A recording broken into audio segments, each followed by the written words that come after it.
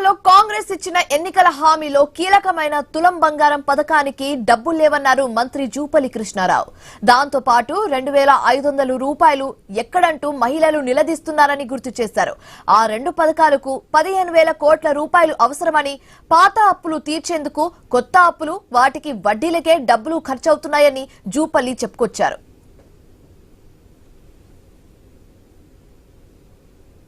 ఇస్తామంటే ఎక్కడ పోయింది అని మాట్లాడతాం.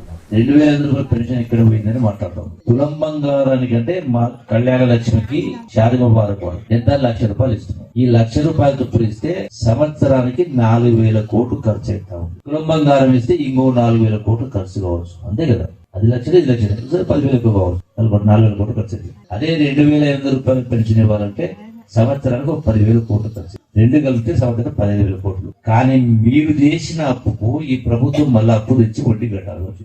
ఎంత 75,000 కోట్లు.